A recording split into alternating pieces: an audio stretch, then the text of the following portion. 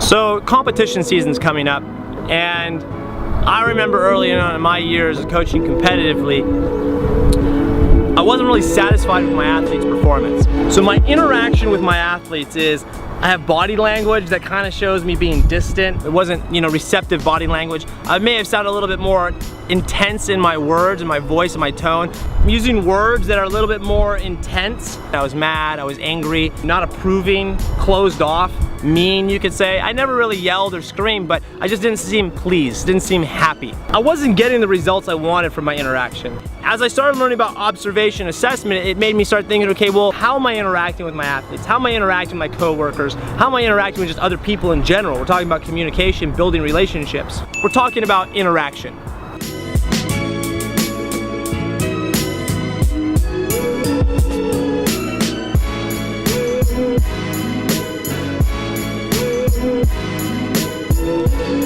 In gymnastics, there's 3 types of interaction. But before we get there, as human beings, we have senses, different types of senses, right? We can smell, we can taste, we can touch, we can feel, we can hear. Tons of ways we can interact with the environment. But in gymnastics, there's 3 main ways we interact with our students. When it comes to coaching, teaching, making instruction, right?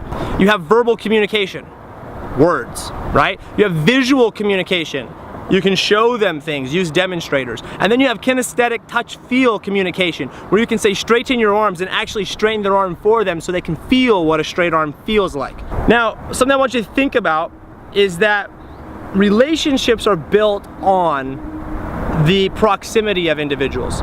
If you've ever been dating somebody, the more you're in physical contact with them, the more the bond increases. Physical touch has a very important role in building relationship. Which means as gymnastics instructors, where we are spotting students on a daily basis, we're naturally building a relationship with them simply by making contact and putting them through skills. Obviously, we need to be appropriate and we need to have a lot of discretion in how we use that. Especially in our industry, we need to take it very seriously and understand that we need to be appropriate in the amount of physical contact and how we create physical contact with our students. If you think about a baby, when it's first being developed, okay, it can't see and it doesn't understand language. It might understand tone fluctuations, but the biggest thing that it has in sensory is feel, touch. So if we were to categorize the value of those 3 types of interaction, verbal, visual, and hands-on, kinesthetic, feel, touch is the most valuable, the most influential, the most purposeful interaction. It's the one that people can learn from the fastest. By getting them to feel what you want them to feel, it's going to resonate with their entire body. So when you have a student who's not pointing their toe, it is far easier to walk up to them, point their toe for them, so they can feel it, and now they'll understand. You don't even have to say anything. Visual is the second. If you think of a baby, the next thing it does before it understands words, okay, is it opens its eyes and it can see the world around him. It learns visually. So visual is the second form of interaction that you want to have as in the hierarchy, okay? You have physical touch and then you have visualization.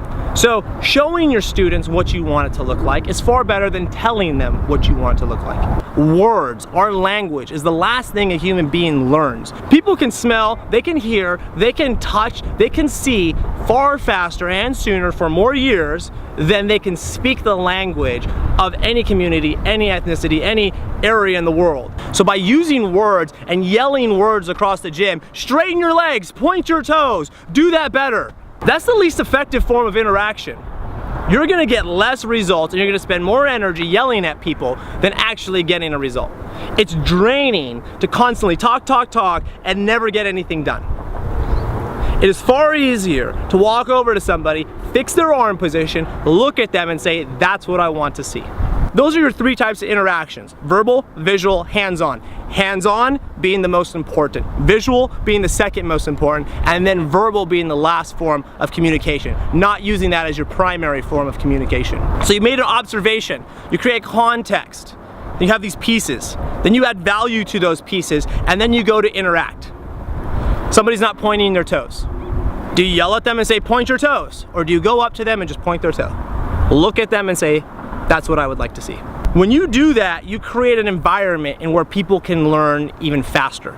Because now they trust you. Now they understand that you're gonna go through a process, a filter, to take out your emotions in the process. And you're gonna filter it so that it's best for them. How can they receive it in the best way possible? And so as gymnastics instructors, that's all we're trying to do, is communicate better. And so with that, that's my introduction to the communication cycle. We'll be talking more about communication in later videos. Remember, you can always comment below. I want to hear about how you're using communication in your gym. How are you talking to your employer, your employees, your co-workers, your students, your parents? What does that look like? What observations are you making? What assessments are you making? How are you interacting with them? If you do those things, if you understand that, you become more self-aware about that process, a lot of the problems that you're dealing with on a daily basis will start to go away, because you'll start making the difference in your environment and being the influence and the people around you to be more successful. Hope you learned something. Again, let us know how it's going, and we'll catch you later in other videos, as always.